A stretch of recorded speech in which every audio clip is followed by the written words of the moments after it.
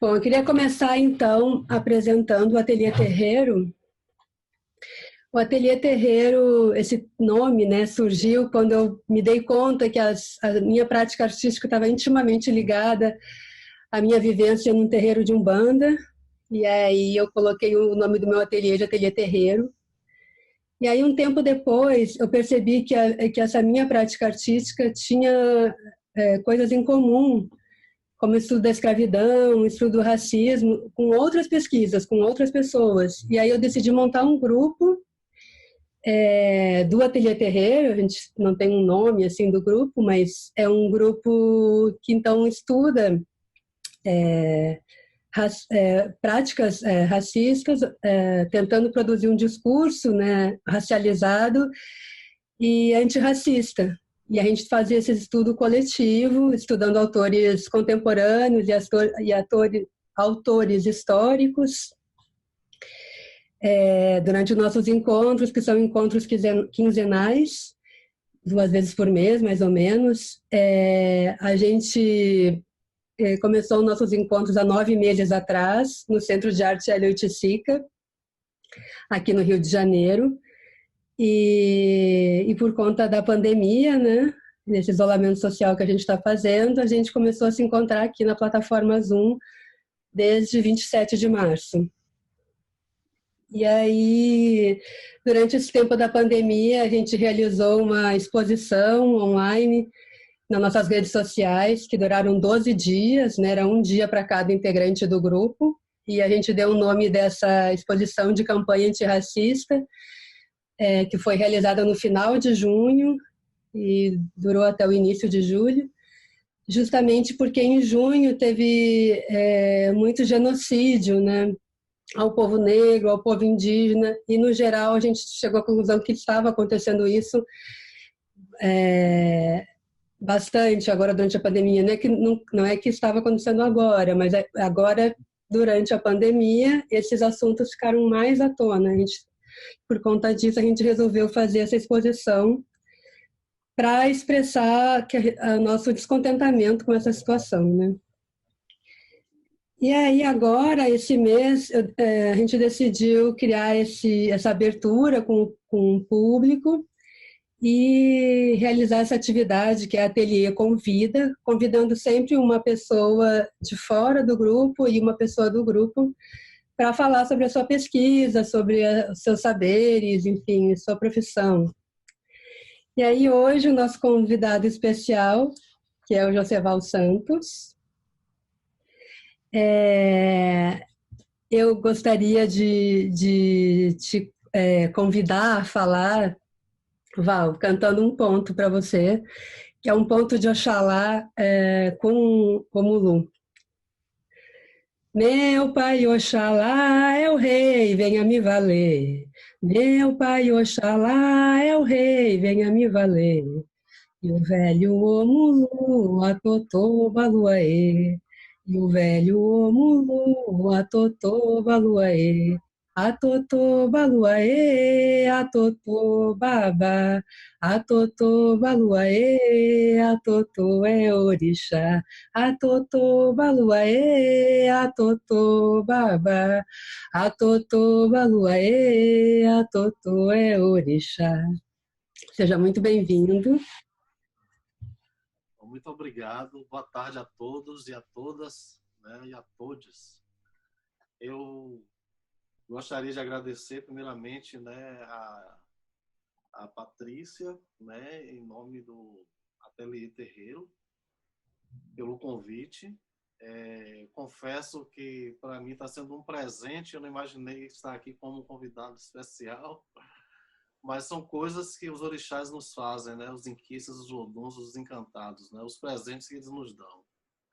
E gostaria de primeiramente tomar a bênção para todos que estiverem presentes, que são do axé, os que não são, os que entendem.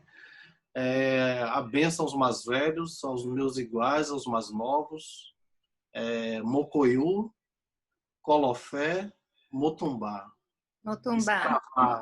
E Saravá. Né? Saravá.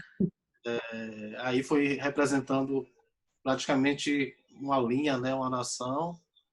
Angola, Jeje, Queto e a Umbanda, e falar que é um presente, mais uma vez.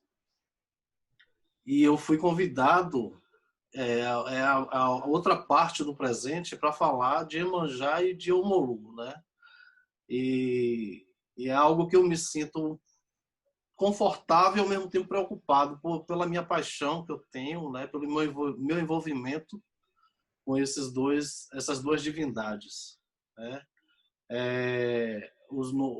A denominação orixá é iorubana, como todos devem saber, mas eu sou da nação Angola, né? Eu fui apresentado como Ogã, mas na minha nação eu sou chamado de Cambondo, Tata Cambondo, né? Mas essas denominações iorubás foram importantes, são importantes para que abranja, que alcance mais as pessoas, que tem mais contato, né? Que principalmente aqui na Bahia foi mais difundida, né?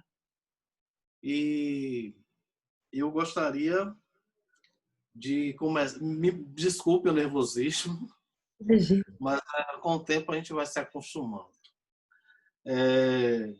Então, falar desses dois orixás é falar um pouco, é falar muito da minha vida em particular, né? Primeiro porque eu sou de Omolu, né, de Cafungê, de Cavungo, na minha nação, como ele chama, de Ajansu, no Jeje. Eu sou desse Inquice, desse orixá, desse Vodum, e eu fui iniciado numa casa de Iemanjá, que é Caiala, no Angola, né? E a partir daí, depois eu fui entendendo por que essa minha paixão por Iemanjá.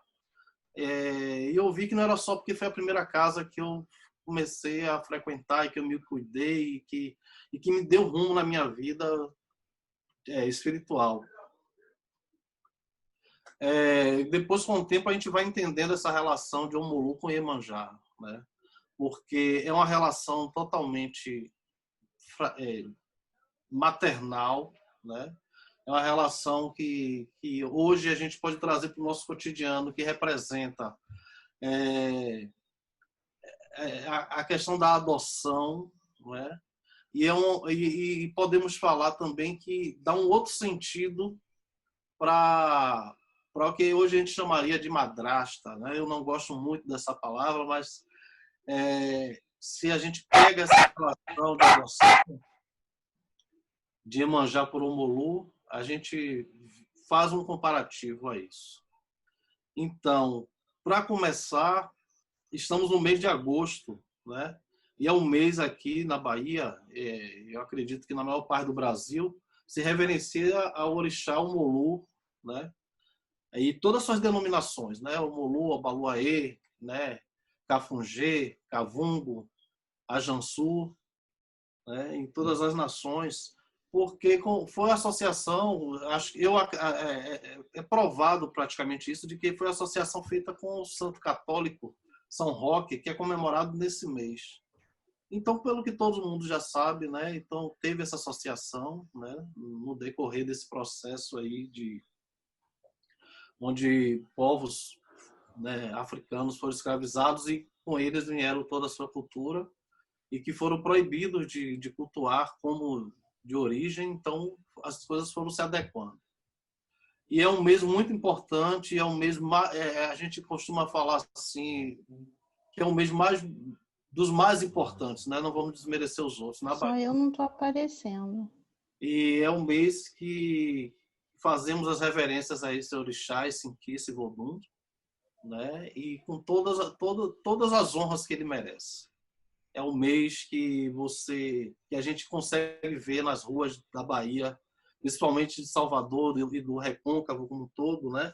O ritual do Sabegé, né? Que é o ritual que os filhos de santo, principalmente os mais novos, né? Que geralmente tem que ser acompanhado com alguém mais velho de uma casa, geralmente tem que ter uma mulher de Yansan, de Oiá, e eu vou explicar o porquê mais ou menos dessa relação. Saímos nas ruas para fazer o pedido, a esmola para o Omolu, né? E essa esmola é muito simbólica, porque tem muito a ver com essa energia que representa, que o Omolu representa, que é o ato de de retribuir tudo aquilo que a gente recebe, né? Então, essa esmola, na verdade, não é para esse orixá, não é para esse Inquice Vodunce, muito pelo contrário, ele é um dos orixás, dos deuses mais ricos, né? Então, eu também vou tentar explicar um pouco aqui. Ele faz isso, que eu entendo, eu vou falar muito assim, minha apresentação eu vou tentar pautar um pouco no meu entendimento, para não ficar uma coisa muito, né, com muitas informações, assim, obrigatórias e talvez fique meio chata. Mas Então, assim, eu acredito que o Omolu traz todo mundo, toda a sociedade para a responsabilidade com o outro, né? Então, essa esmola que é pedida todo mês de agosto, né, num tabuleiro, que as pessoas saem com um tabuleiro ou balaios de pipoca pelas ruas, e ali dentro tem uma imagem ou do santo católico ou alguma representação realmente do orixá, mas esse balaio está sempre cheio de pipoca, né, que são as flores do velho. Então, essa oferenda, essa esmola que as pessoas dão, elas são pagas, retribuídas justamente com essas pipocas que são passadas, jogadas, banhadas no corpo das pessoas com a forma de limpeza, né? E depois desse rito, você oferece um pouco daquela pipoca, daquela flor para a pessoa comer, que a limpeza também ela é interna, né? Ela é interna, além do alimento, a pipoca também faz essa limpeza interna. E eu espero, se alguém já não conhece, que vocês tenham a oportunidade de conhecer, passar esse período de agosto aqui, principalmente o dia 16 de agosto, né? E essa relação de dar, de retribuir tudo que recebeu, é porque a história de Omolu é muito pautada nisso. O mito principal, né, de Omolu é referente ao que se fala do abandono da sua mãe biológica, que é quem eu quero começar falando, né, que é Nanã, né, que na minha nação chama Zumbarandá, né, mas todos conhecem, como eu já expliquei antes, mais facilmente como Nanã. Então, Nanã o arquétipo da orixá, né, da Iabá mais velha, a primordial. Ela é a responsável pela nossa criação. O seu instrumento, né, digamos assim, é a mistura da água com a terra, né, que se transforma-se em lama, mas vamos ver essa lama não como sujeira, né, vamos ver essa lama como essa junção desses dois elementos, que é a água e a terra, e que é sinônimo de vida e também de morte, né? Porque Nanã, ela é responsável por os momentos de transformações, de passagem, né? O nascimento e a morte, né? O começo e o fim. E que isso é cíclico, termina não tendo um fim exatamente, né? Então, em algum momento a gente vai morrer e a gente vai virar uma outra, vai se integrar à matéria, porque foi essa a condição, né, da criação humana, que não foi convidada, porque se tentava formar a humanidade e foi tentado vários elementos, né? Então, um acordo feito entre ela e Oxalá era que ela ia dar a matéria-prima, que seria essa argila, que geralmente tem que ser uma argila do fundo, né, do pântano. Não é uma argila qualquer, é uma argila específica. E que essa argila iria moldar-nos, né? E os seres supremos maiores, o Dodua, ele iria dar o ar, né? Mas Oxalá quem ia fazer esse molde. Mas na condição de quando nós morrêssemos, quando nós viermos a morrer, nós voltarmos para essa matéria, né? Então, Nanã é isso, é esse movimento início e fim, início e fim, início e fim, sem fim. E é tanto que nós do Candomblé não podemos ser enterrados quando morremos de outra forma a não ser no chão, né? Então, mas por quê? Mas eu sou rico, eu posso ter... Pode, depois, por cima, você pode fazer qualquer coisa, mas o caixão do povo de axé tem que ser colocado no chão. Porque é aquela coisa, da argila, do barro você veio, a argila você volta. Então, esse contato, por isso que a gente não pode ser cremado, apesar que o fogo também faz parte dos elementos, né, da nossa religião. Mas nesse momento não podemos ser cremados e nem deveríamos ser enterrados de outra forma a não ser no chão, né? E Nanã é essa senhora mais velha que também tem ela representa, né, a mãe das mães, né, ou seja, a avó, né? É tanto que é associada aqui, né, com os santos católicos, é associada à senhora Nanã, né? Mas voltando, né, nossos ancestrais africanos, ela é a mãe biológica de Omolu. Então, ela recebeu um castigo por causa de uma magia que ela praticou e que não deveria ter feito. Então, esse castigo veio com esse filho, em forma, essa criança, com esses problemas de saúde, né? Saúde da pele, veio com chagas. Então, como ela também é mulher, também tinha essa questão da vaidade, né? Então, esse também foi um castigo para ela de ter um filho naquelas condições. Esse é o mito mais famoso, eu acho que muitos já ouviram, né? Eu estou começando por ele. Então, esse mito fala de que ela abandona esse filho porque ela não gostou, não aceitava aquele filho daquelas condições, né? Com suas chagas, com suas varíolas, e ela o coloca na beira da praia, né? Em alguns mitos você vai ver que vai dizer que estava no cesto, outros vão dizer que estava e colocou na areia, outros vão dizer que colocou numa pedra, numa gruta, mas ou seja, foi à beira da praia, o local de morada de Iemanjá, né? Que Iemanjá é esse arquétipo da grande mãe, né? O arquétipo do oceano passou a ser sua morada.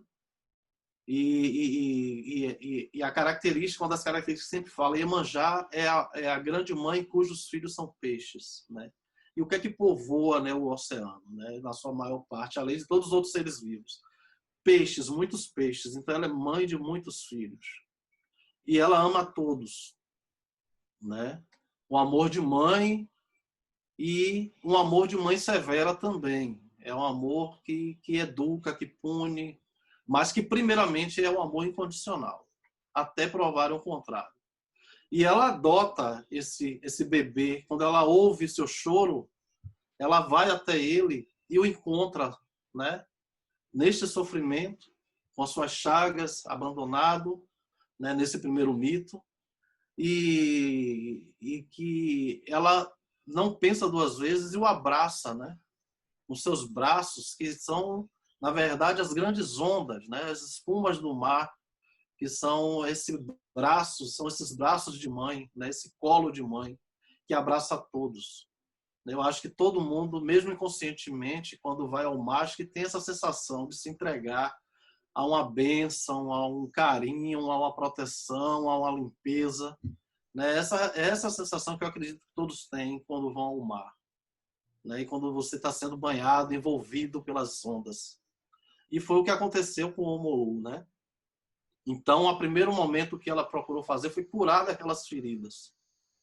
E o que ela tinha e o poder dela era tratar aquelas feridas, aquelas chagas com água e sal, né? A cura através da água salgada. E ela o faz, e logo em seguida, né, nesse mito, fala que ela o envolve, né? Além dos seus braços, claro, ela o envolve em folhas, né? E a folha principal que fala é a folha de banana. E daí passa-se o amor de Iemanjá a tomar conta dessa criança, e ela o adota, né? Ela o adota e traz para o seu reino, né? E passa a dar tudo que ela dá para todos os filhos, a atenção, a educação, o amor, carinho, né? Mas ele cresce porque ela, praticamente todos os mitos, ela sempre diz quem é a mãe dele biológica, né? E ela explica mais ou menos o que aconteceu e ele cresce meio que arredio com essa história. Então ele está sempre meio, digamos assim, traumatizado, né? Que hoje a gente falaria assim. Desculpe aí estar fazendo essa associação tão contemporânea, mas digamos. Mas ela o educa e faz sempre ele tomar bênção à sua mãe, Nanã. E ele aprende com isso, que é mais uma das doações de Iemanjá, né? Essa questão do perdão, do entender. E ele passa a adotar Nanã também como sua mãe. Ou seja, então ele passa a caminhar com as suas duas mães.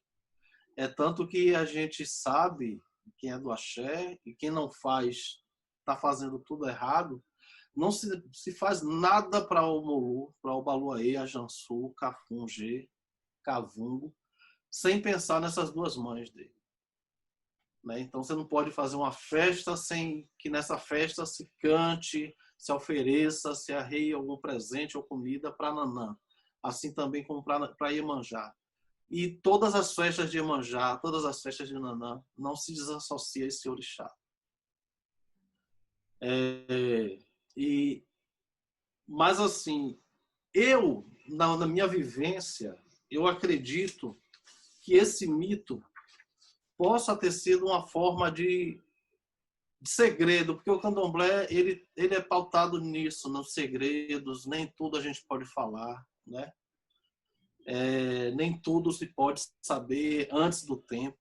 Então eu acredito, conhecendo o mito, a história, essa associação de Nanã, que por ser a mais velha, por ser essa associação de avó, de grande mãe, eu não acredito, e eu já li algumas coisas, de que ela não abandonou o filho. Ela não jogou seu filho fora. Né? Eu já li alguma coisa de que era comum quando se nasciam crianças com problemas de saúde, eles eram colocados justamente para quem de direito, para quem cuidava, para quem tinha o dom de cura. Né? Então, eram entregues ao mar, né? Na beira da praia, para que Iemanjá cuidasse. Então, eu acredito que Nanã, por ser a senhora da sabedoria, do conhecimento, ela entendeu de que a melhor forma era ela dar seu filho, entregar seu filho para ser bem cuidado. Né? Onde ela abria mão daquela maternidade, né? Talvez momentânea, a ideia, mas o ideal era salvar seu filho. Né? Ao mesmo tempo que o primeiro mito fala que ela coloca o filho ali para que ele morra, digamos, com o tempo, né? E como ela faz parte também dessa coisa, vida e morte, início e fim, eu acredito de que ela colocou ele ali para salvar a sua vida. E é tanto que essa questão do convívio com essas duas mães não é à toa. E Iemanjá conduziu muito bem isso, independente do qual mito seria a verdade. Né? E tem muitos outros também. E para um pouco, vocês querem falar alguma coisa, perguntar, ou eu continuo? Falar, eu sei que o Roger e a Maíra conhecem um pouco mais do candomblé, enfim. Mas quem quiser falar, por favor. Olá, quem chegou depois aí.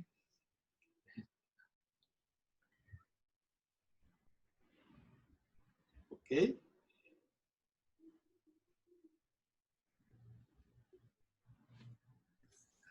Então, posso continuar? Ou... Continue. Então, aí o que é que eu posso...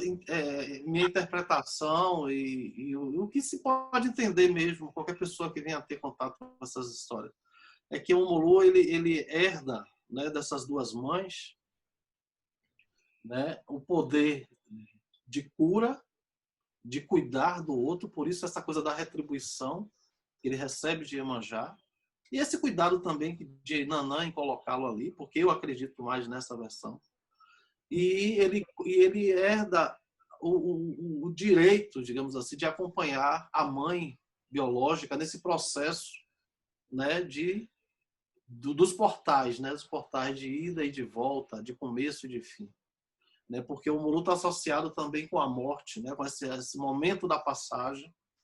Então, ele é o responsável no momento. Isso a gente ouve muito. No momento que a gente é colocado na Terra, é ele que nos recebe. É ele que nos recebe o corpo, né, que está ali. De uma certa forma, ainda estamos ali. Então, ele limpa esse corpo, ele limpa essa energia, esse espírito também, para que dali a gente passe para outro portal e dê seguimento, né, que é quando geralmente a gente vai ser acompanhado por Yansan, né, e por todos os outros responsáveis por esse nosso caminho de luz que vem pela frente. Então ele teve essas duas heranças. Agora, voltando à relação dele com Iemanjá, tem muitas coisas muito lindas que não vai dar tempo de falar, mas eu procurei recortar aqui sobre os presentes que Iemanjá deu para ele, né? Além dessa adoção, desse cuidado. Iemanjá percebeu que ele era muito arredio, meio tímido, meio, né, vergonhoso com suas marcas no corpo. Então, ele às vezes era negado estar presente em outras reuniões, digamos assim. E por ele não ter bens, né, ela resolveu presenteá-lo com o que ela tinha de mais valioso, né? Porque por ela ser, né, não vou dizer, por ela ser a rainha do mar, né? Então todos os seus tesouros, ela escolheu o que havia de melhor e resolveu presentear esse filho, né? Como eu falei antes, que ela amou tanto, ama, né? Tanto como os outros. Então ela resolveu presenteá-lo com suas pérolas. Então ela cobriu todo o seu corpo com pérolas. E para coroar esse presente, ela pegou entre todas as pérolas aquela mais, podemos dizer, né, a mais cara, a mais valiosa, a mais preciosa, a pérola negra, né? Então, ele é o dono dessa pérola negra, ele por isso que ele é considerado um dos deuses mais ricos, né? Porque de todo o seu tesouro ele herdou essa pérola negra, presente dado por Iemanjá. E naturalmente o Molu também ele é considerado rico porque justamente por ele lidar com o elemento terra, né? O que é a terra? A terra representa tudo que precisamos. A água cai do céu, ela cai na terra. A água corre, ela corre na terra. As árvores nascem na terra. Os animais vivem na mata que está sobre a terra, né? E na terra também tem os minerais, todos os minerais. Então, não estou falando essa coisa de riqueza como se a riqueza fosse importância, essa riqueza material, né? Mas é porque eu estou falando isso, porque também associam muito o Molu como aquele orixá pobre, né? Muita gente associa ele com pobreza e com doença, o que na verdade é o oposto de tudo que ele realmente tem ou se transformou, né? Então por isso que eu venho sempre falando dessa coisa da riqueza de Ogum. E ele, volto a falar, por todos esses presentes, né? Por tudo que ele recebeu, é que se tem ele tem um ato de pedir para dar aos outros, aos pobres, aos mais pobres, né? Voltando ao Sabegé, essa oferenda, essa esmola que é pedido, né? É toda revertida para uma festa que chama o Ubagé, que é o grande banquete do rei. É um banquete que também é complexo, com vários mitos, por que começou e deu origem, isso pode ficar para depois. Mas, assim, aquele banquete, o principal objetivo é dar comida a todos. Convide todos para o grande banquete do rei. Então, essa esmola que é pedida, né, nas ruas, ela é transformada nisso, né? nos agrados para o próprio orixá, para o próprio Inquice, Vodum, e a grande comida que é servida para os visitantes, para os convidados.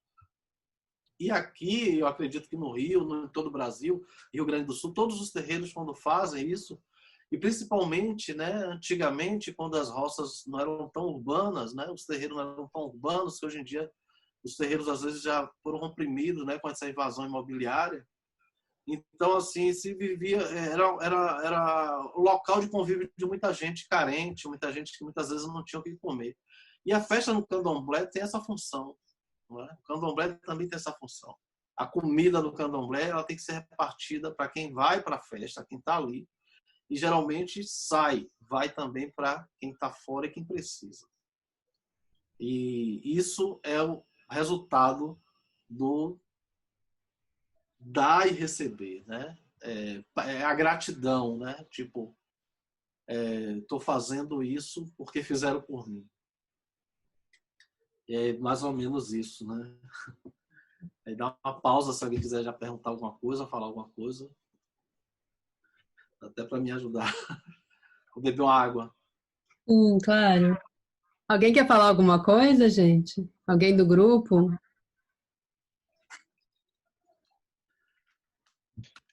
Eu acho interessante que, sei lá, tem um amigo que ele cresceu no candomblé e ele me conta sempre, volta e meia, uma história sobre os orixás. Ele falava de Omolu. A minha tia era, e vem muito essa relação da família. E ela tinha contado essa história, assim, por exemplo, ele tinha contado. E eu me apaixonei a partir daí. Eu lembro que eu comecei a contar para alguns amigos, assim, só baseado no que ele tinha me contado, e todo mundo se apaixonando. É uma história que é muito apaixonante, assim, eu acho linda demais. Toca, eu não sei, eu fico até arrepiado, assim. Quando eu pego e penso nas histórias, é rica de um jeito. E aí eu tinha uma versão que ele tinha contado, alguma coisa que como se fosse um evento onde tinham todos os orixás. E aí, uma coisa o pessoal falar ali, uma cochichada, uma coisa assim. E aí, sobre a questão da aparência e aquela questão da palha, né? E aí, de repente, ele falou que deu uma ventania. Algum orixá tem uma ventania, sobe toda a palha e todo mundo olha para ele e parece lindo com aquele. Tem versões, ele falou, de versões que tinham as pérolas, tinha versões que não tinham as pérolas. Mas que todo mundo começa a ver o quão era lindo, né? A questão da aparência, a partir daí, né? Eu sei lá, e eu achei muito lindo essa coisa das pérolas. Só que ele não tinha me contado que as pérolas eram pérolas negras. Então, para mim, dá outro significado e outro olhar agora, entendendo, né, que eram pérolas negras, né? Porque eu não tinha, ele não entrou nesse nível de detalhes, mas achei muito interessante. E aí, se você puder me talvez adicionar essa parte desse evento, dessa festa, desse momento, dessa ventania, que ele me contou, mas ele contou há tanto tempo que eu não lembro direito. Eu fiquei interessado de ouvir um pouquinho sobre isso, se pudesse. Claro, inclusive está aqui nas anotações, né? Ia chegar lá. Desculpa. Mas que bom, que bom. É mais uma relação, né? Mais um presente, né? Que o Omolu recebe. Só voltando às pérolas, esse momento dessas pérolas, ele está coberto com, eu acredito, com todas as outras pérolas. A pérola negra é o tesouro do tesouro, né? Então, assim, é o que ele guarda. E tem outros momentos que diz até que ele também doa essa pedra. Mas aí acho que não seria o momento. E pelo fato dele ser o senhor das pérolas, né? Que quando o Iemanjá passa a presenteá-lo e dá esse presente a ele, principalmente com a pérola negra, ele passa a ter o nome de Geolô, que é o senhor das pérolas. É a partir desse momento que ele recebe esse presente e passa não só ter como cuidar também, né, dessas pérolas, ele passa a se chamar Geolô, senhor das pérolas. Quanto eu acho que já dá para falar dessa festa um pouco. Esse momento foi mais um em que ele estava retraído no canto, era convidado às vezes para as festas e não ia, né? E além da mãe Iemanjá, propriamente, ele também ganha uma família, né? Que são seus irmãos, né? E um dos irmãos que está sempre ao lado e que é responsável, que assim, para o que a gente vê hoje a nível visual de Omolu é Ogum. Então, nessa festa, Ogum, muito atento e muito rápido em todos os seus movimentos, o procura e diz onde está o Omolu. Então, ele já sabendo de toda essa coisa dele ficar com vergonha, né, da sua aparência, porque ele foi curado, mas assim ficaram as cicatrizes, né, as marcas, as chagas ficaram, né? Então, e como ele foi criado com essa coisa de ser o feio, o abandonado, Ogum entendeu de que precisava fazer alguma coisa para socializar mais seu irmão. E o Ogum, que é o senhor, né, da agricultura, o primário, assim, dos primeiros da agricultura, mas também é o senhor do ferreiro, né? Ele é o considerado o engenheiro, né? Então, tudo que for manual está relacionado ao Ogum, né? Todos os trabalhos manuais, principalmente que lida com ferros, né? Então ele era responsável, inclusive, pelos instrumentos de caça. Também ele é um caçador. Mas ele também tem habilidades manuais. Então ele prontamente corre para a mata e providencia, né, uma proteção, né, tirada de um desejo de uma palmeira. Então ele faz uma proteção de palhas, né, e cobre o irmão Omolu. Essa proteção se chama Oazê, que é aquele que pode se chamar de capacete, tem outros nomes, mas assim a intenção é cobrir todo o corpo dele, e geralmente vai até o chão, né? Mesmo que abaixo tenha alguma outra roupa, isso eu estou falando a nível do que a gente vê hoje em barracão, orixá vestido. Mas a parte principal é esse azé, que é feito de palha da costa. E aí o Omolu se sente mais à vontade, mais confortável de participar dessas festas, né? Como eu falei, ele ganha também um irmão, porque Ogum é o filho mais velho de Iemanjá, né? É um dos filhos mais velhos de Iemanjá. E ele ganha essa proteção de Ogum, e aí ele se sente mais confortável. Só que ali na festa estão todos, e cada um tem o seu poder, né? Cada um tem o seu domínio. E muito atenta estava uma senhora, uma mulher, uma rainha muito poderosa naquela festa, e que ela percebeu que tinha um novato, mas que ele estava com a roupa diferente. E ela, muito curiosa e muito, né, também agitada, porque ela também tem uma energia do movimento, né, que é Yansan, Oiá, Bamburucema, né? Bamburucema, eu estou falando da minha nação Angola. Então, ela chega próximo a ele e, curiosamente, ela quer ver, quer descobrir quem é aquela pessoa ou o que é que está ali abaixo daquelas palhas. E aí ela vem com o seu elemento, que é o vento, né, que é o ar em movimento, e ela coloca e ela sopra sobre esse convidado.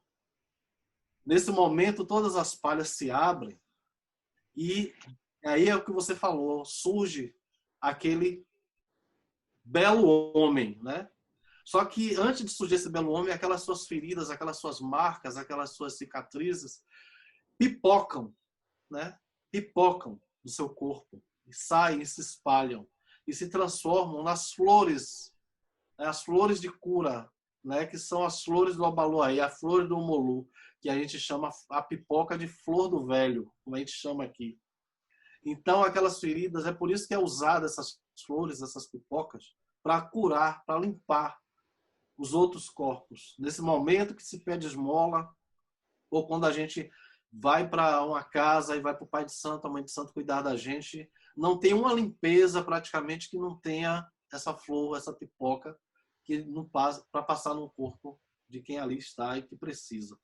Então, a partir desse momento, Yansan descobre, né, além de que tinha esse príncipe que, na verdade, ajudou a ele se descobrir como um homem também bonito, como um homem normal, né? A beleza fala aqui de ser normal, né?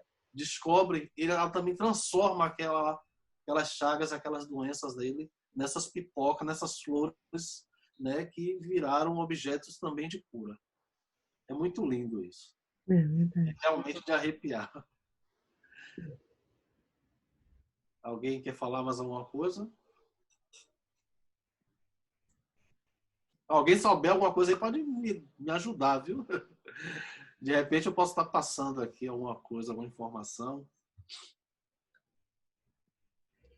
Eu acho interessante lembrar. Ah, você quer falar, Roger? Pode falar. Só ia complementar que a gente está falando do Omulu hoje, porque no mês de agosto se comemora o Omulu, né? Tem uma sincretização também. Não, eu só queria agradecer, porque isso é enriquecedor, né? Todas essas informações. A gente estuda um pouco o Queto, né? E já participei de algumas festas lá com a Ominariuá, e é tudo que você vai colocando, né? A novidade para mim foi da Pérola Negra, e só agradecer o teu conhecimento, a tua disponibilidade aí de estar compartilhando, né, com a gente. Para mim, eu que agradeço, né? Essa oportunidade, essa confiança que me foi oferecida. Que mais que eu possa ter pulado? Joseval, tem uma colocação aqui também.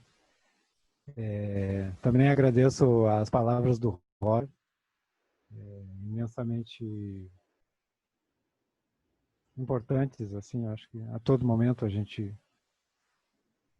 agradecer, né? Dar a importância às pessoas, ao momento, perceber isso. Do que tu trouxe, dessa parte que tu trouxe, que eu sei que imagino que tenha muito mais coisas, né? É um mergulho profundo, no oceano profundo aí. Eu não conheço nem a metade, ninguém não, eu acho que conhece mas é isso mesmo. É muito vasto, é muito rico. A gente vai mergulhando. Eu estou bem na superfície ainda, é por isso que falo, né? Do que tu foi trazendo, eu fui me lembrando um pouco da minha experiência aqui, nesse pedaço de terra, em Porto Alegre, no Rio Grande do Sul, e das minhas experiências, né? Com a religião de matriz africana. E me lembrei, a tua fala, as tuas colocações me lembraram agora, nesse momento, do mestre Borel, e um grande mestre aqui também, que já fez a passagem, mas deixou muitos ensinamentos e tocou em muitos corações, né? Mestre Borel, também um grande Ogã, também um grande conhecedor, E me lembro que ele usou a palavra neófito, isso eu jamais ouvi, então eu segurei nessa palavra e fiquei comigo, né? Do neófito. Vocês estão me ouvindo? Sim, sim. Sim, estamos. Ah, tá. E tu falaste agora do novo. Falaste Fechou do novato. tudo aqui, mas voltou agora. Tá. Tu me escuta? Sim, estou escutando. Tu me escuta, Joseval? Tá um pouco picotando, não sei se é a minha conexão ou a sua, não sei. Pode ser a Mas minha. eu tô entendendo o que você está falando. Não, eu falei do mestre Borel e da palavra neófito que ele me ensinou. E tu falaste agora do novato, né? Então, super casando, assim, uma história própria minha. Então, fiquei muito feliz, assim, porque daí é isso. Eu estava pensando na palavra e veio o teu novato, que é o meu neófito. Sim. E sobre o Molu, o Baluayê. Aqui a gente escuta muito a palavra Chapanã, né? Sim. Eu cresci muito com essa palavra na cabeça, assim. Dentro. É muita E a gente vai lendo, às vezes, para até amarrar mais algumas informações, e aí a gente vai vendo quanto tudo isso é muito grande, né? Exato. É o que Sim, sim. uma das coisas que eu entendi claro, porque a gente fala muito assim, a gente aqui usa assim uma expressão, a marca do orixá, né? Essa marca do orixá, pelo meu entendimento de vida no axé, assim, que não é muito, né? Mas eu acho que essa marca está muito associada com os mitos, com os tempos que eles viveram e com tudo que aconteceu com eles, né? Ou que eles promoveram. Então, esse nome Chapanã, quando ele ainda estava na terra de origem, sua terra de origem, que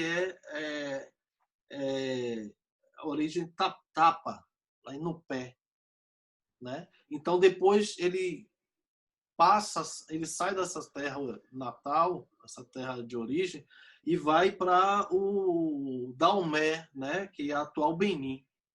E lá ele passa a reinar para os Marri, né? Que é quem os recebe, quem o recebe muito bem e com todas as orientações, né?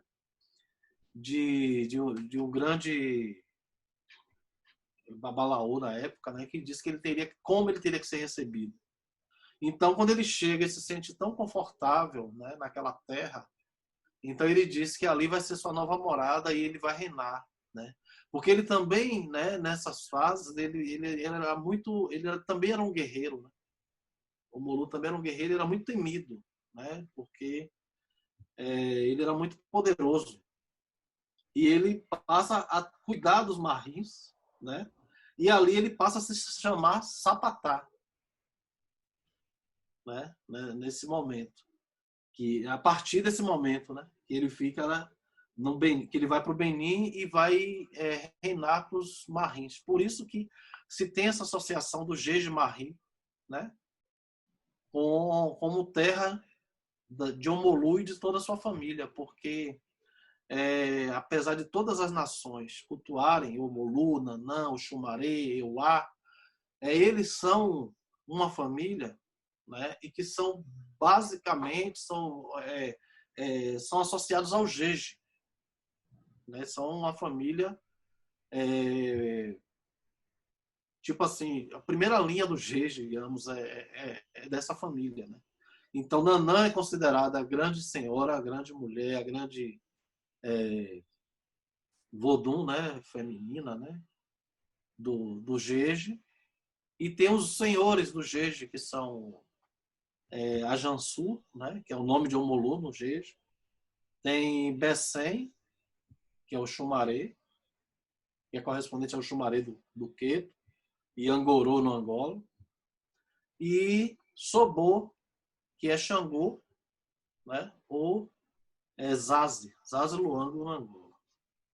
Então, pegando esse gancho aí dos nomes, e aí, como ele tem vários nomes, são muitas outras histórias. Só abre, né? Só vai abrindo esse livro. Eu não sei, no meu sentimento, fico pensando que quem está atrás de mim agora é uma parcela de Omolu também aqui. Eu vi logo quando você chegou. Eu percebi. Mas isso é uma roupa, São folhas, são galhos com eu não sei como falar, de uma palmeira, né? Da palmeira real aqui, palmeira imperial, caídas no asfalto, caídas na avenida. Eu juntei várias delas e trouxe para casa para ver o que eu podia, a partir daí, elaborar, pensar, construir. Mas eu acho que já está. Acho que na data de hoje ela já é. Ela já estava, não foi por acaso. Acho que sim. Eu concordo, super concordo. Essas palhas, né, essa roupa de palha de Omolu, né, esse azé, que também tem o saiote, né, que compõe essa roupa, ele, nas festas, né, ele é usado pelo próprio orixá para limpar as pessoas. Geralmente, quando ele vai saudar as pessoas, ele passa aquele azeite, ele passa aquelas palhas que vai varrendo, que vai limpando. É mais um objeto de cura dele, mais um objeto de limpeza, né? E essa roupa dele também, além de protegê-lo né, na origem, tipo, além de proteger suas chagas, suas doenças, né, e esconder essa sua vergonha, né? Em outro mito fala também que era para proteger a todos, porque na verdade o que é que a gente aprende muito no Candomblé? Você não olha para dentro da roupa, você nunca procura ver, procura abrir aquela roupa para ver quem está ali ou como a pessoa está, entendeu? Você não deve fazer isso. Então isso vem muito de um mito de que o Molu ele é associado ao sol, né? Então ele brilha, seu corpo é reluzente, seu corpo brilha bastante. Então assim, aquelas palhas são na verdade para proteger todas as outras pessoas, né?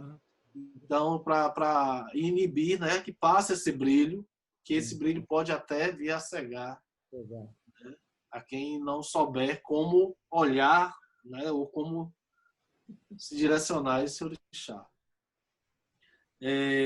Além dessa roupa, né, ele carrega o xaxará, que é um objeto também feito com as taliscas, né, dessa palmeira. E esse objeto a gente costuma chamar a vassoura mágica do mundo, né, que é um objeto que ele dança, né. É uma dança que também lembra muito a Nanã, que também carrega um objeto parecido, que é feito também basicamente com esse mesmo material, que chama o ibiri, e que representa justamente um filho, né? Talvez associando essa coisa com o Molu, essa maternidade de Molu. Mas ele, voltando, né, ele usa essa vassoura justamente para fazer essa limpeza também dos espaços, né? O varrer. Então, assim, ele varre da sua casa toda negatividade, toda energia ruim, toda inveja, todo olho grosso, tudo que não estiver fazendo bem para você ou para sua casa.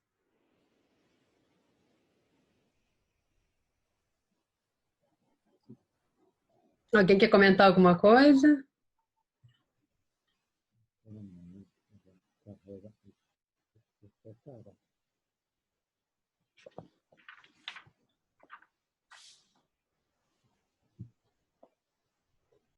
Pronto. Eu quero agradecer também, que além do conteúdo é tão encantador, né?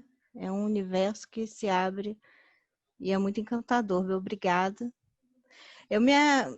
Meu primeiro contato com o Molu, eu estava indo num centro de Umbanda, eu estava até com a minha filha. Nesse dia a gente ia fazer uma outra coisa, não sei.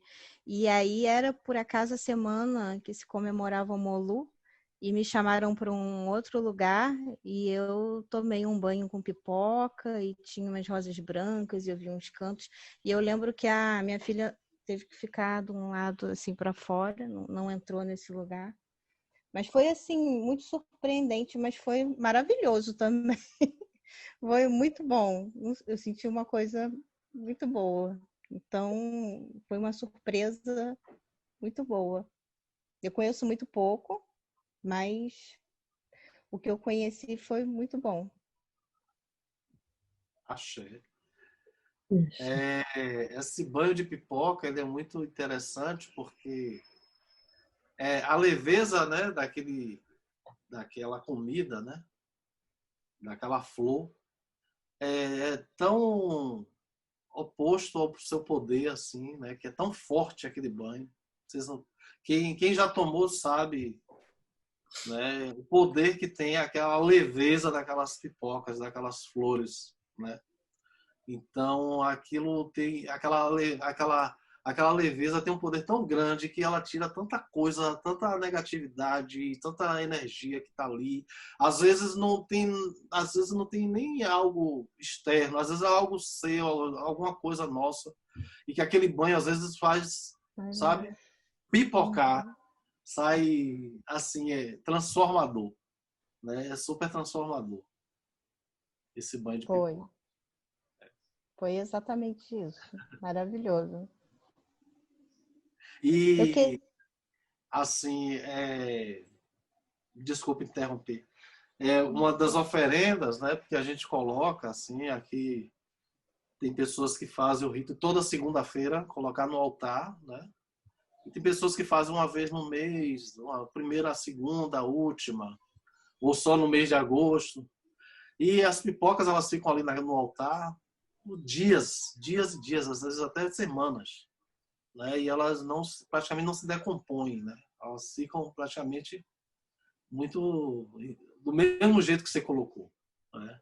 Aí também tem a questão, às vezes por alguma outra coisa, se ela absorver alguma energia, aí ela realmente vem dar uma murchada assim, mas ela não apodrece, ela parece uma coisa, parece quase infinito, ou seja, é uma bênção assim praticamente infinita, né?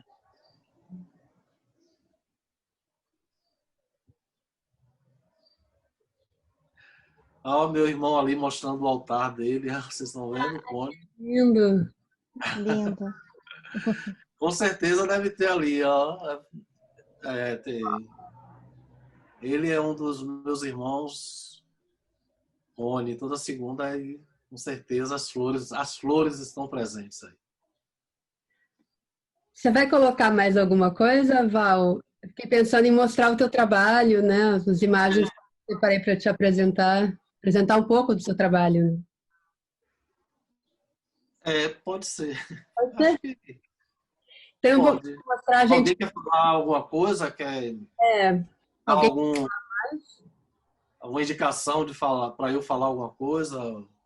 Sugestão? Se não, você pode já, né? Porque acho que tem um horário, né? Tá, então eu vou apresentar dois vídeos. Um vídeo é um vídeo do canal do Val, que ele é chefe de culinária afro-baiana, né? Como você tem o convite. Vocês podem seguir, viu? Só botar esse nome aí, Joseval Santos, Lá no YouTube. lá no YouTube. E aí depois eu vou apresentar um vídeo que é do artista Edson Heráclito, e ele é o performer desse vídeo. E também nas fotos seguintes também tem mais duas fotos, foto performance, e uma foto dele no terreiro, tá bom? Vou passar tudo na sequência, tá?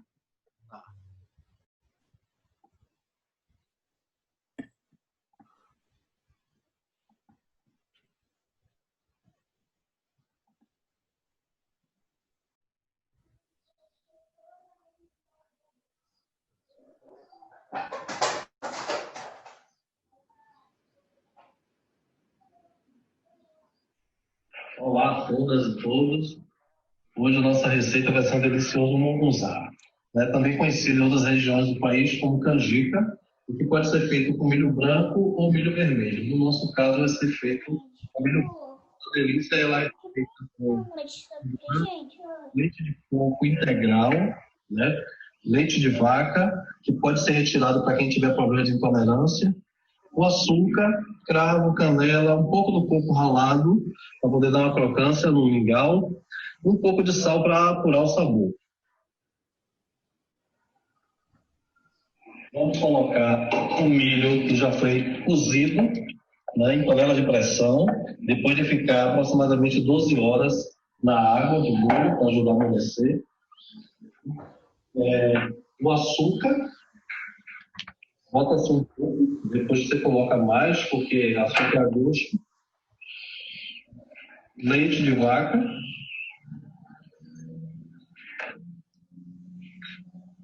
Canela.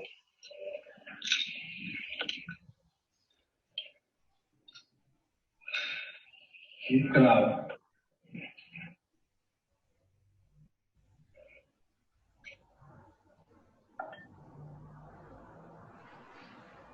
Vamos começar a mexer.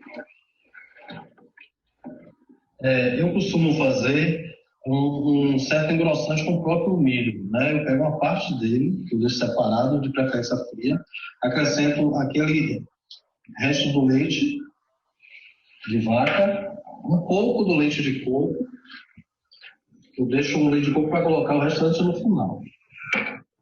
E um pouco do açúcar. E aqui a gente bate, que é para ser o engrossante, para ajudar a ficar um caldo bonito.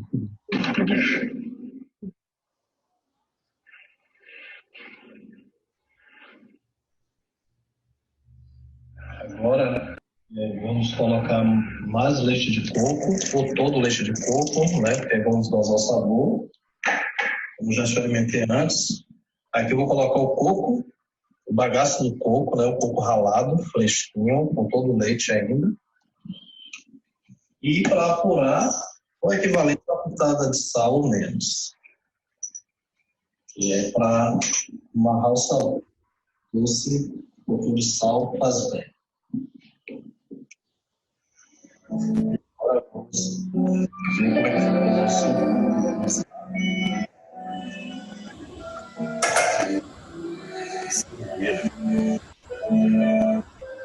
Esse é o nosso. Vamos usar.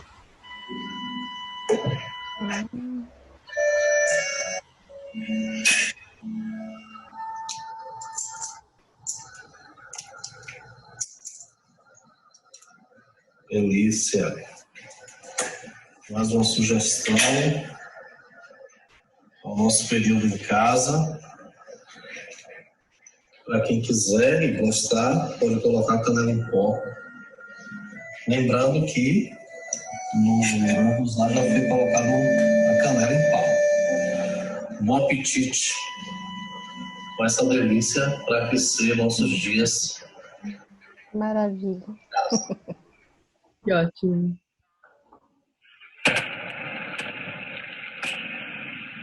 O trabalho do Ari Seráquio.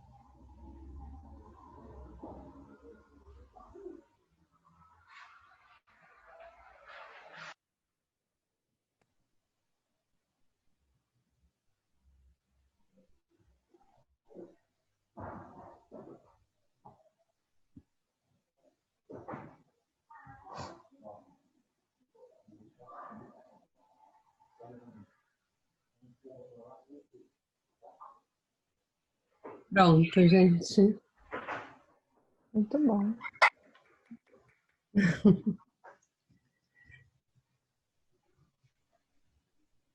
Se vocês quiserem comentar um pouco, né, dessas diversas atividades que contemplam a vida do Val.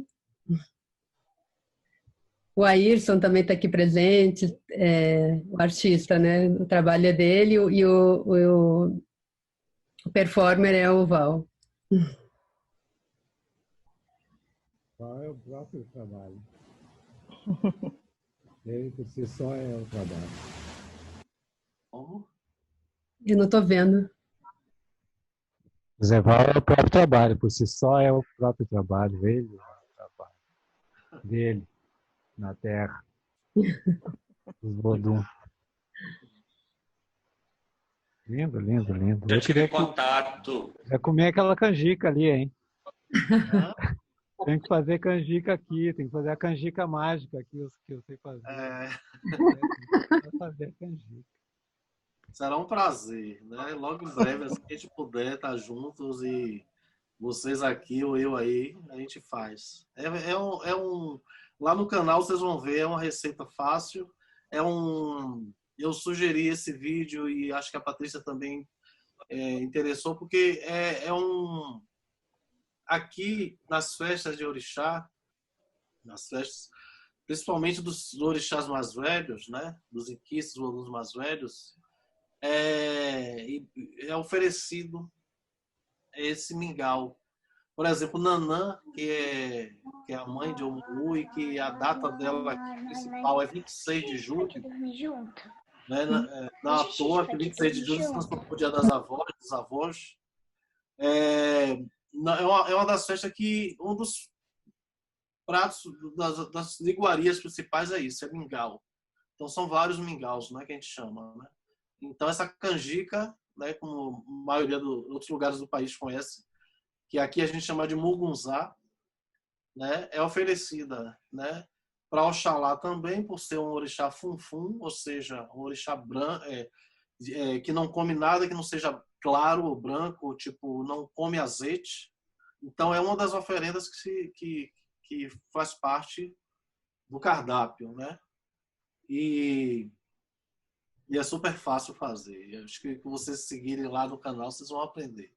E depois vocês me dão um feedback do resultado. Os trabalhos, a minha parceria com a Isso, né? Já há mais de 20 anos, somos casados. E eu também trabalho com um assistente, mas muito mais pela relação pessoal. É um prazer fazer esse trabalho, porque eu não faria se eu não entendesse, se eu não respeitasse e se eu não soubesse que ele faz um trabalho com tanto cuidado, né, e respeito à religião, né, porque quem conhece já deve saber, quem não conhece pode pesquisar o universo que ele trabalha. E é isso. Obrigado pelo vídeo e as fotos, Patrícia. Ficou muito bom, gostei. Obrigada. Eu acho que a Aís também gostou, né? Pode falar aí, Aís. Oi, Ayrson, tudo bem? Boa tarde, tudo bem? Patrícia, queridos, prazer estar aqui. Pois é, Val, essa luz aí, né? Príncipe encantado que Ele é suspeito. só nos dá felicidade, alegria e energias positivas, né? Para a gente encarar todos os problemas e superar, né? Para mim é uma grande honra tê-lo na minha vida, nessa existência, né? E são assim, os nossos trabalhos são muito colaborativos mesmo, porque não é só uma relação de modelo, né? É uma relação de cumplicidade também, de acompanhamento mútuos, né? Então é uma felicidade estar aqui também, né?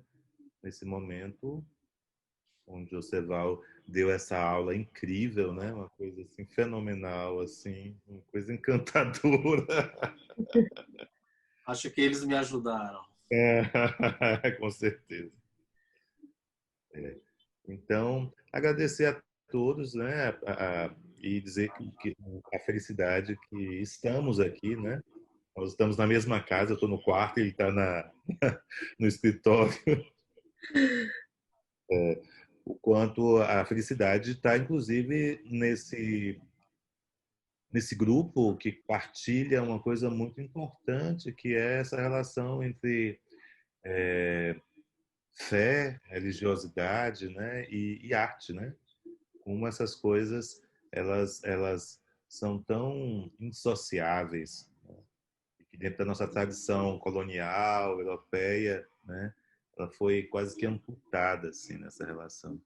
E eu acho que todo esse trabalho, tudo isso, todas essas mitologias, todas as histórias, todas as conexões que Val colocou aqui, em verdade um grande chamado, né, para que a gente se reconecte com as nossas Áfricas, com as nossas tradições indígenas, né, com as nossas tradições reinventadas aqui no Brasil, né, nesse caldeirão cultural, a fim da gente retirar caminhos, né, outras possibilidades, outros caminhos, principalmente para que a gente possa viver de uma forma mais harmoniosa, né, entre os homens, né, de uma forma mais, e principalmente, sobretudo, né, com a natureza, né, as nossas relações que nós estabelecemos com a natureza. Então é um prazer muito grande. Parabéns, Val, e parabéns, Priscila, pelo convite. E obrigado a todos aqui.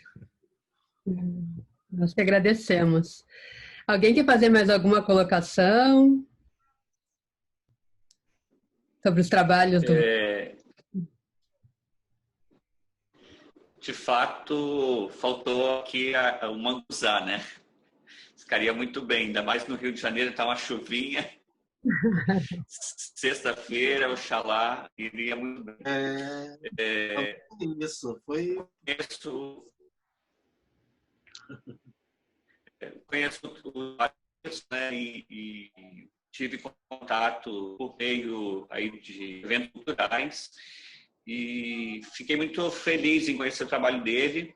E assim é gratificante porque a gente que lida com o diálogo interreligioso, né, eu costumo ver muito a propagação da minha religião, e quando a gente vê a religião do outro também, né, divulgando os seus aspectos culturais, religiosos e todas as suas dimensões, isso é muito bom, né, num país que a gente tem a pluralidade, e ainda mais hoje com esses discursos ultraconservadores, né, que estão tendo por aí. O trabalho do Ailson tem uma estética muito forte e ele sabe melhor do que eu para dizer, para explicar tudo, né? Mas tem assim, onde eu sei que tem a obra dele, eu vou porque ela tem uma força muito boa e assim, essa contribuição justamente para o diálogo interreligioso, né? E não só, né, mas também pela cultura afro-brasileira. Então, eu só tenho que agradecer a vocês, a Patrícia, ao Joseval, ao Ailson, né, por essa tarde de hoje que só nos enriquece.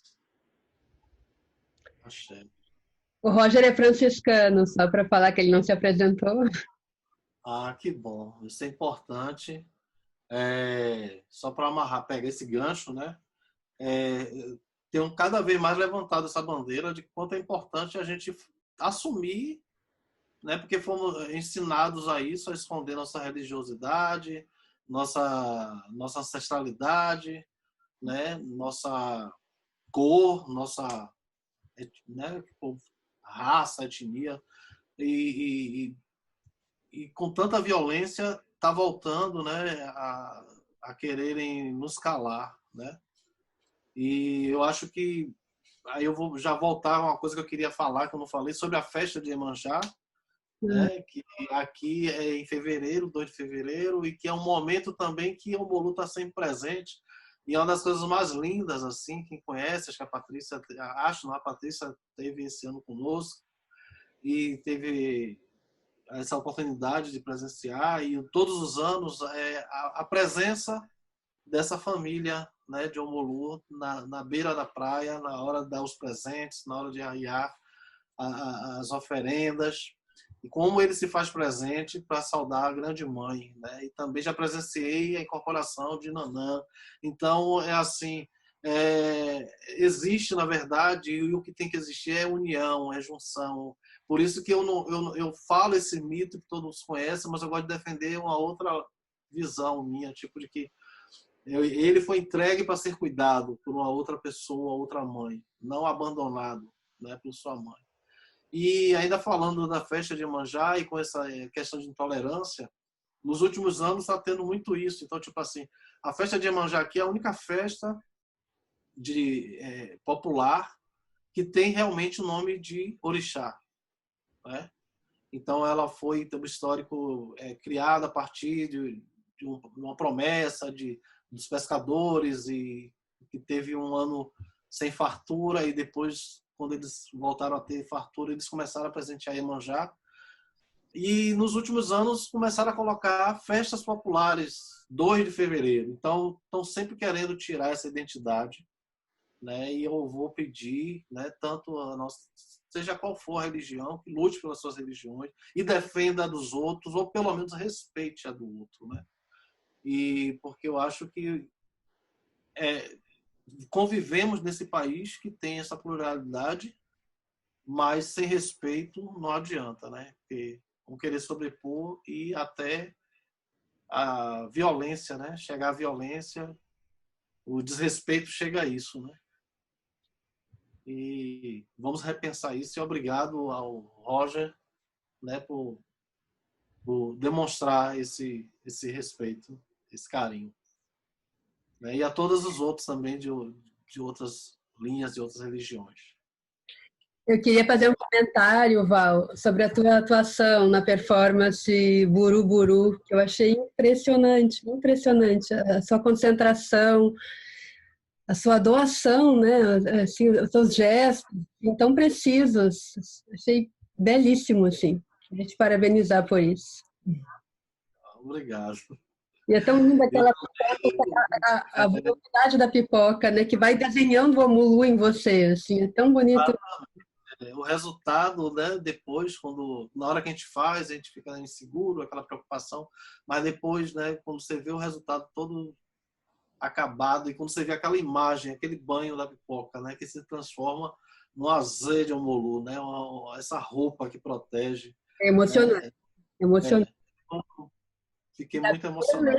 E a beleza da imagem do Ayrson, né? Quem conhece o trabalho do Ayrson sabe como são belas as imagens. Assim, eu acho impressionante o cuidado que ele tem com a imagem. É incrível. Muito lindo. Tem uma relação, Patrícia, que eu queria partilhar com vocês. A gente não dissocia, né? Vida, arte, religião, né? Arte, vida, é tudo. A gente convive com isso. E por isso que tem essa força toda, né? Então, realmente, tem todo o sentido. Tem um outro trabalho que eu fiz com o Val, que a gente tem um ritual assim, teve um período aí, misericórdia, nós enfrentamos muitas dores, muitas perdas, né? Familiares, assim. E a gente tem um ritual aqui, às vezes, de ir para a praia, para se lavar mesmo, né? Depois que tem esses momentos. Então, não pode sair do cemitério para voltar para casa, né? Então, às vezes, a gente vai para a praia. É bom beber também, porque a bebida quebra também, né? Então, a gente toma uma cerveja em algum canto. Então, para você voltar para casa, né? Pra você poder entrar. E tem um trabalho que eu fiz com o Val, que foi muito impactante, chama-se Banho Ritual. Eu não sei se está disponível, porque esse negócio dos vídeos da gente, as galerias aqui controlam tudo, então, às vezes, esse filme que você fez o download, descobriram que estava aberto, já fecharam. Então, porque esses trabalhos são vendidos, né? São comercializados, essas instalações, etc. Então, a gente não pode disponibilizar o trabalho total, né? na internet. Porque os colecionadores compram como se compra uma gravura, como se compra uma fotografia, uma edição edição.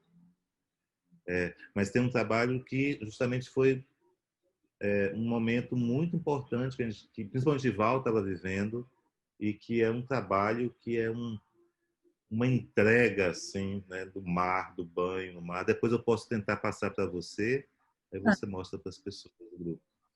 Tá ótimo. Também é um dos... Eu gosto muito desse trabalho. Eu queria apenas só acrescentar uma coisa, que dentro dessas histórias,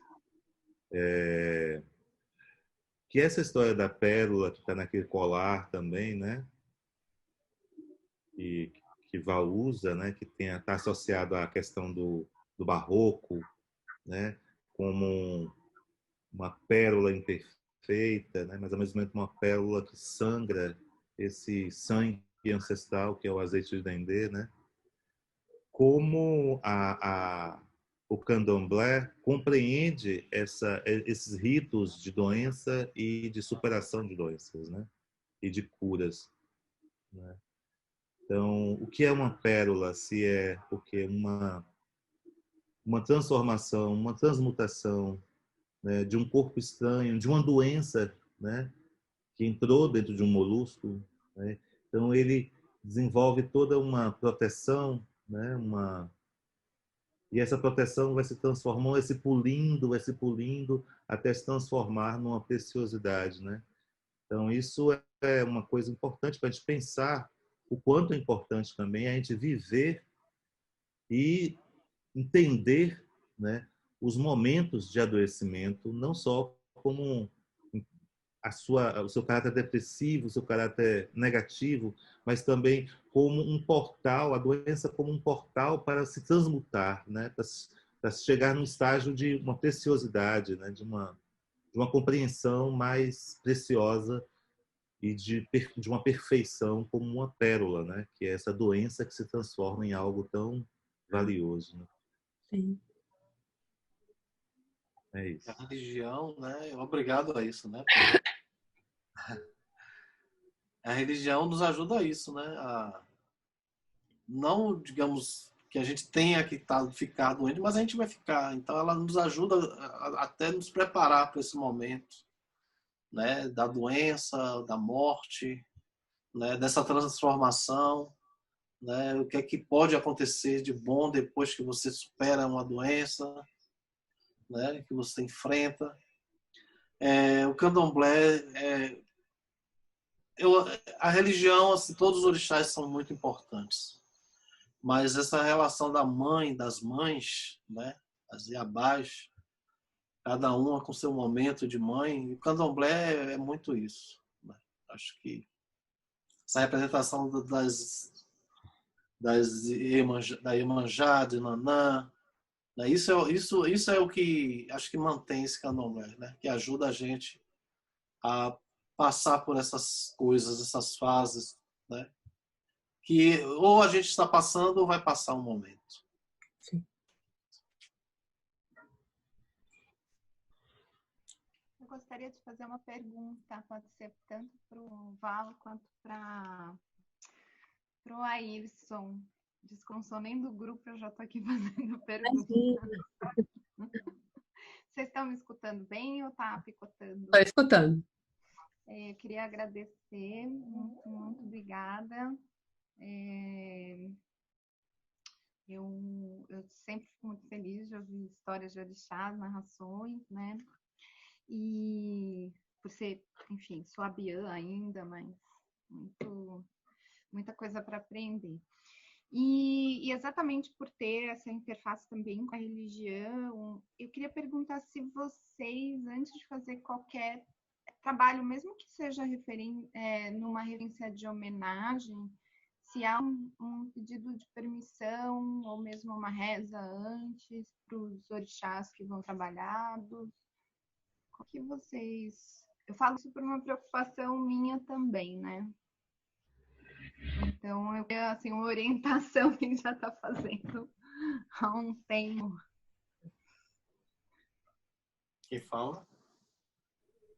Quer falar ou eu falo? Bora complementar. Então comece a você que você é o convidado de hoje. Estou me acostumando com isso. Então, claro, tem que ter, né? E a gente, particularmente, né? Eu e o Aísso, que somos já confirmados, né? Porque nós somos OGANs, né? Como eu expliquei, OGAN é uma denominação, né? Preto. Mas nós já somos feitos, já somos preparados até certo ponto, mas nem tudo a gente pode fazer nem falar. Então, todos esses trabalhos, né, particularmente falando do Aísso, eles têm sim toda uma preocupação, toda uma autorização, né, e todo um cuidado, até porque, principalmente quando se trata de um trabalho que tenha outras pessoas, né? E ele pode falar daqui a pouco até mais de um trabalho específico, que eu acredito que seja o Bori, que é um trabalho. Então, tem sim, e tem que ter, né? Tem que ter esse cuidado com a gente, o respeito com o sagrado, né? E com as pessoas que muitas vezes participam da performance. É isso. Deixa eu ver onde é que eu tô. Pois é toda uma compreensão, toda uma compreensão. Também existe também toda uma propriedade. Que na Bahia a gente fala assim, se uma pessoa tem autoridade, tem pertencimento para fazer alguma coisa, principalmente no caso no candomblé, né? A pessoa tem um tombo, né? Então, às vezes, principalmente numa mudança de cargos, né? De hierárquicos, um Yalorixá morre, né? Uma mãe de santo morre, e aí vai se escolher uma outra pessoa. Então, as pessoas sempre colocam isso. Tem que escolher uma pessoa que tem um tombo, né? Que tem assim toda uma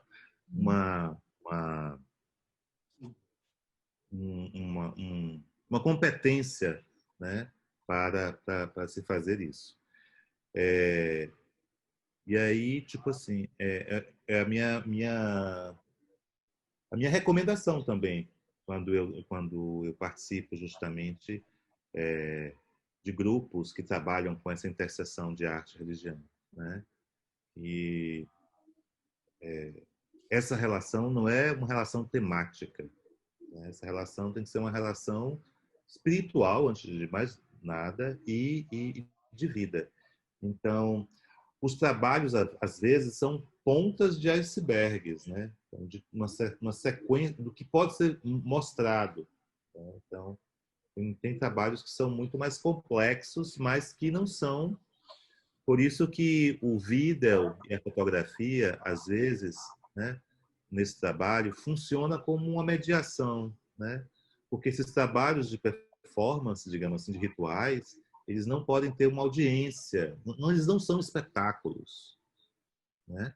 Tem alguns trabalhos que sim, né? Como o Bori, que é um espetáculo, porque é uma grande missa, né? Para todos os orixás, onde a gente oferece ao ori das pessoas de uma forma muito poética, né? Porque o Bori do candomblé é totalmente diferente do meu Bori artístico, que é apenas uma montagem de uma iconografia de alimento ao gosto dos 12 mais populares divindades, né, afro-brasileiras, né?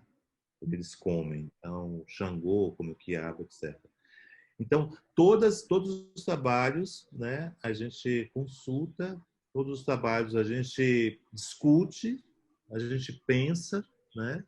Principalmente porque nós somos, como o Joseval disse, nós temos um cargo, nós temos um compromisso, né, ético, né?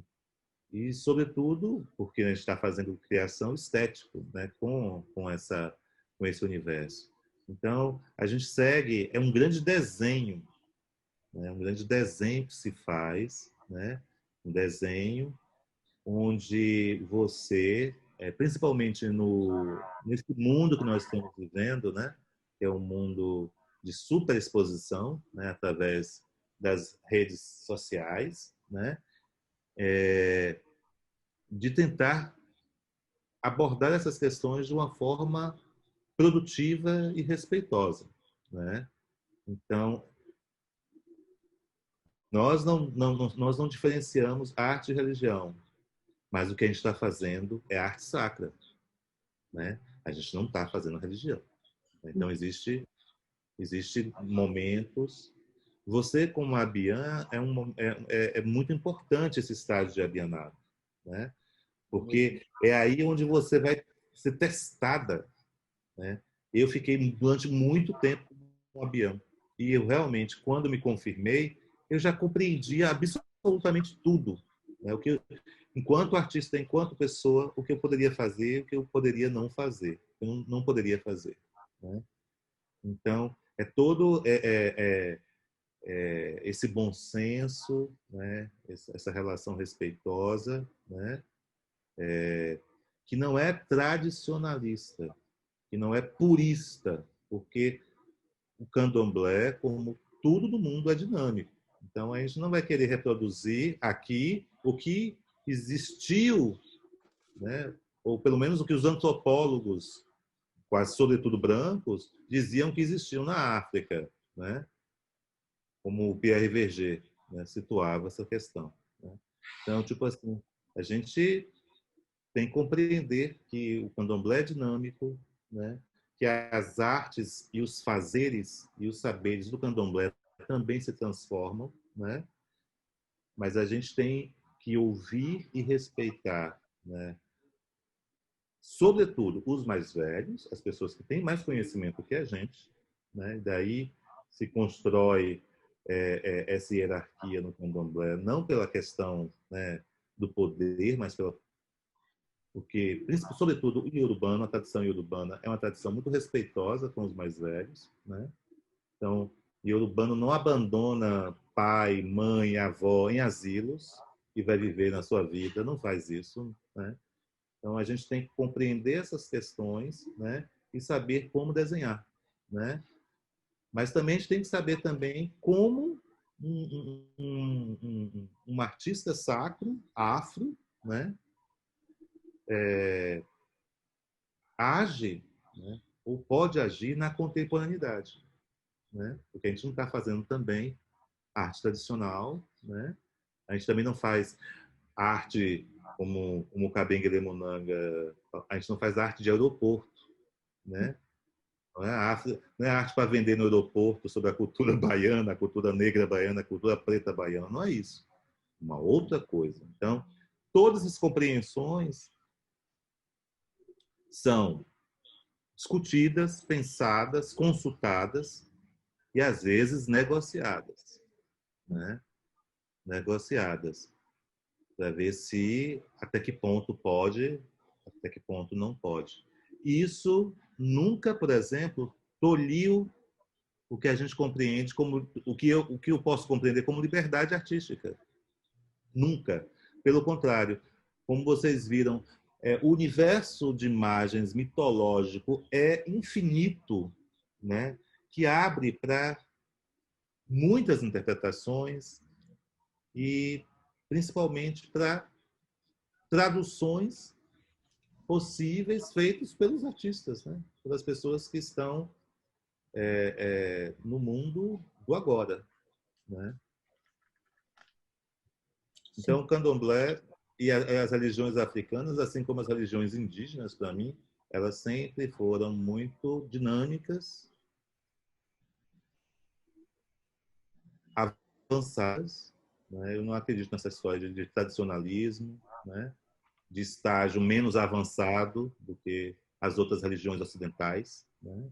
Então, não acredito nessa história de primitivismo, certo? De tradicionalismo também, absoluto, e também não acredito nessa história de pureza, porque nós somos frutos não da África, nós somos frutos dos porões, dos navios negreiros que atravessaram o Atlântico e aqui encontraram os indígenas, os piratas, todas as culturas que passaram por aqui, inclusive as culturas coloniais.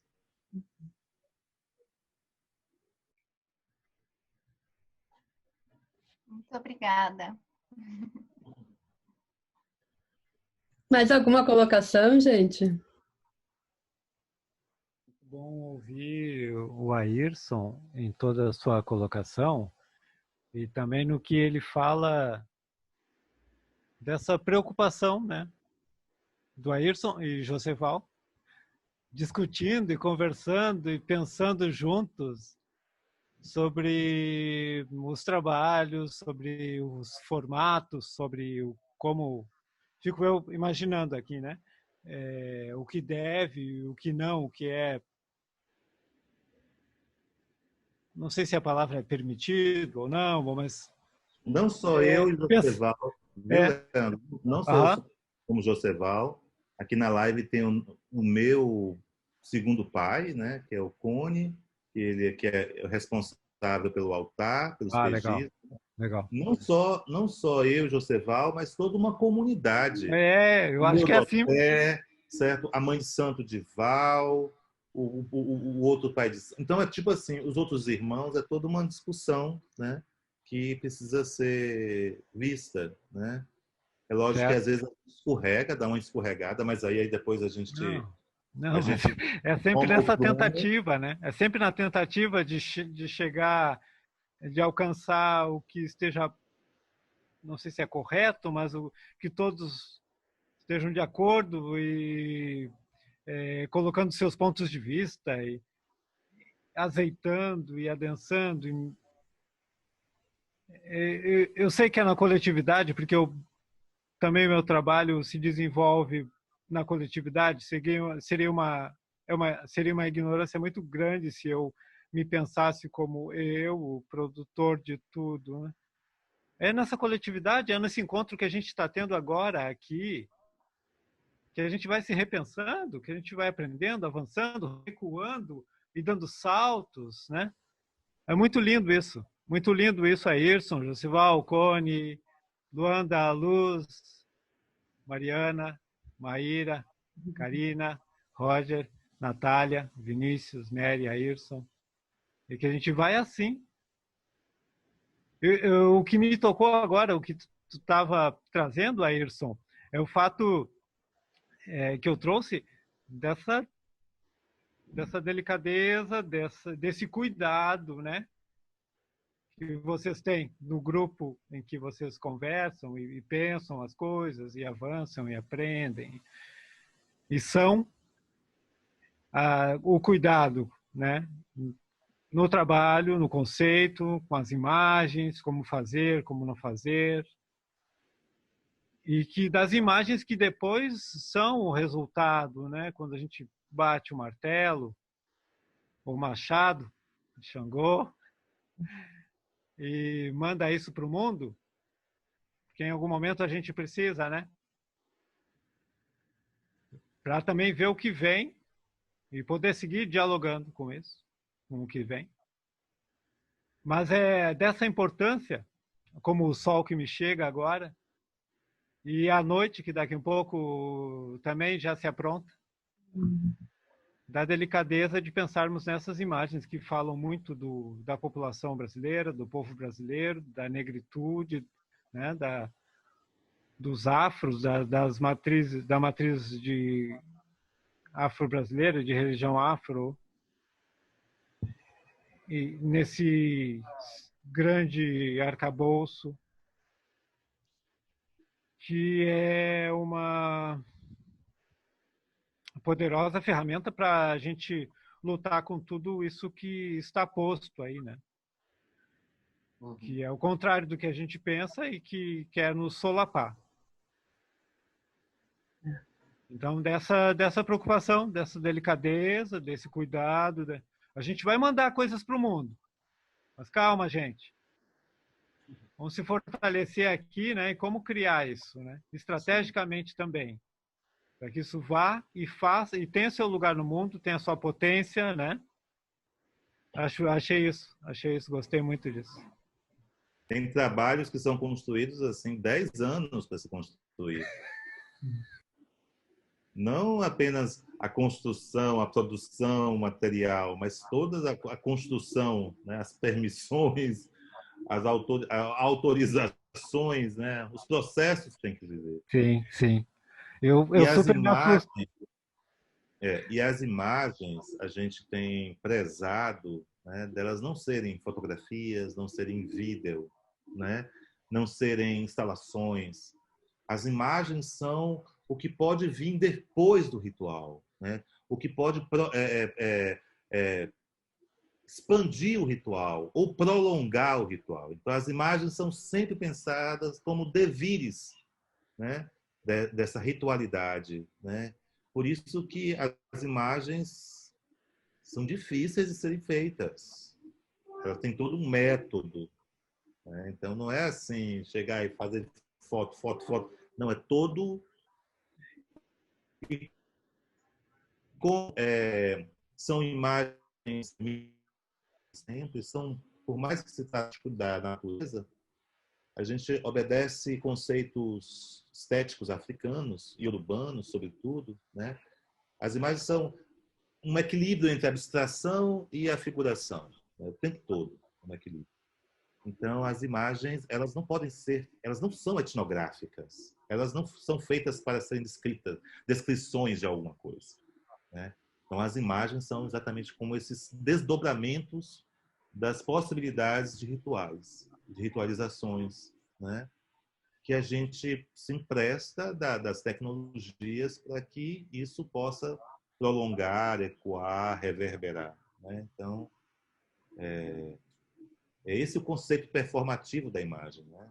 Enquanto um devir ritual.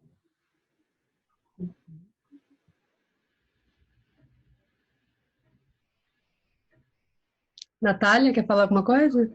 Quero. Boa tarde. Eu queria, na verdade, agradecer a fala do Josefal e do Ayrson. A pergunta da Maíra foi muito interessante. E eu acho riquíssimo, super generoso esse debate sobre imagens, sobre como a gente vai falar, né, desses orixás, dessa religião, com o maior cuidado possível. E eu falo isso porque eu comecei a fazer um trabalho, né, fotográfico dentro de um terreiro de Umbanda, e aí me veio a pergunta da Maíra e eu lembrei da minha trajetória, que não foi assim, né? Cheguei com a câmera, oi, tudo bem, quero fazer umas fotos. As minhas fotos, na verdade, eu acho que elas aconteceram primeiro na minha cabeça, no meu olhar, ao sentar e perceber o andamento de uma gira, acompanhar toda a evolução, né, a transformação que foi que o Ayrson falou, não é uma coisa tradicional, não tem esse tradicionalismo, vai evoluindo, vai se transfigurando, e eu acho que isso foi muito importante, esse momento de observação meu, antes de pegar a câmera, e foram muitos meses assim, para eu entender aquela dinâmica, para eu respeitar, para eu ter gratidão sobre tudo que estava acontecendo ali e ter essa relação, né, com os orixás, com os guias, com os médiuns, que quando a gente faz um trabalho fotográfico, uma performance, um vídeo, a gente não está só simplesmente fazendo aquilo virar imagem, a gente tem esse diálogo com o outro, né? Porque a gente também está utilizando aquele corpo, utilizando aquela energia no nosso trabalho.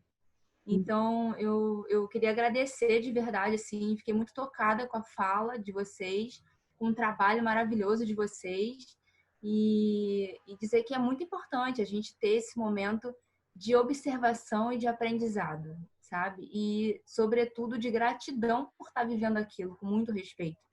Então, é isso, é um breve obrigada. Eu agradeço. Mais alguém, gente?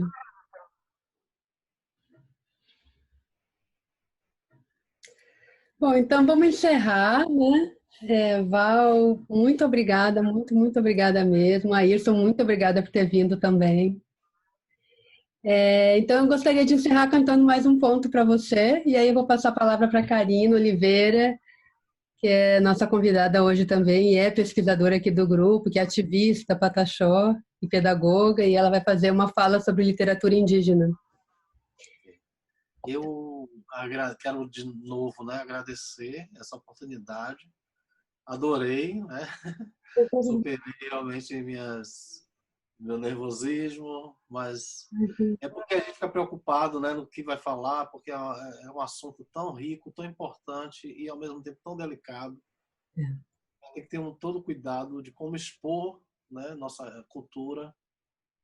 E eu queria dizer, né, para encerrar, porque já estamos, que Oxalá, né, Lembá, Lissá, Oxalá no Queto, Lembá, Angola, Lissá no Jeje, e ele, pelo dia de hoje, nos cubra, nos dê paz, que a paz de Oxalá esteja com todos nós, né? Que o Alá dele, que é aquele grande manto branco que cobre e que protege todos nós, ele venha a nos dar paz, que o Molu venha nos dar saúde, venha cuidar da nossa saúde, cuidar desse momento que estamos vivendo, né? Dessa pandemia, né, e que coloque não só, né, nas mãos dos responsáveis políticos, seja lá o que for, mas de muitas pessoas também que não estão levando a sério, não estão respeitando o outro, os outros que estão se cuidando, né, e que a gente tenha consciência de pensar no outro,